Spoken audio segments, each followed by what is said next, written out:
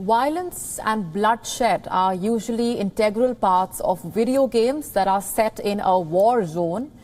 Impressionable teenagers who spend hours on these video games are often exposed to a false representation of bravery and masculinity.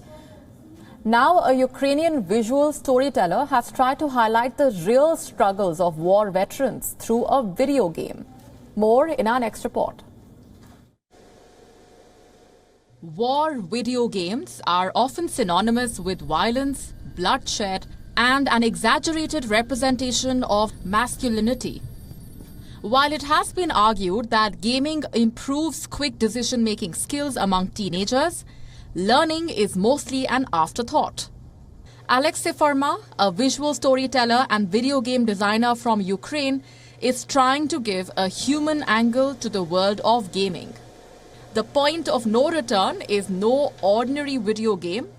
The project focuses on creating awareness about soldiers' experiences in a war zone and the mental and physical trauma that follows. Are playing as a man who makes a decision to enlist, to go to the war zone, and then he goes to the war zone and spends some significant time out there and come back home with physical and mental trauma. The developers have virtually recreated front lines and locations where Ukrainian soldiers are deployed.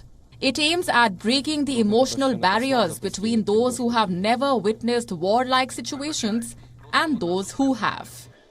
The game is said to be particularly relevant in Ukraine, where thousands of servicemen have served in conflict-ridden zones over the last 6 years, where more than 14,000 people have been killed in fighting between Ukrainian forces and Russia-backed separatists.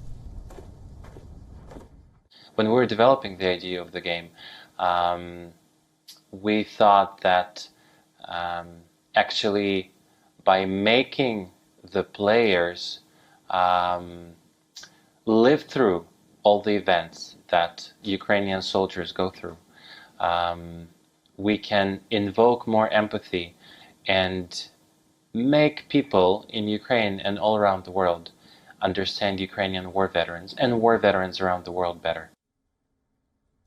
The game is based on the experiences of real characters. An ex-serviceman, Dmitry Bondar, has helped voice the game. He said that he went through thousands of images of locations and weapons to make sure the visuals are as close to reality as possible. Ми шукали візуальні якісь референси в реальності, починаючи із природи, об'єктів, які знаходилися на взводному опорному пункті, тобто там зброя, боєприпаси, різного типу ящики. The project, which cost a little over $30,000, was financed by the Ukrainian Cultural Fund. In the world of games that glorify war, the point of no return offers a chance to understand the struggles of war veterans. Bureau Report, WION World is One.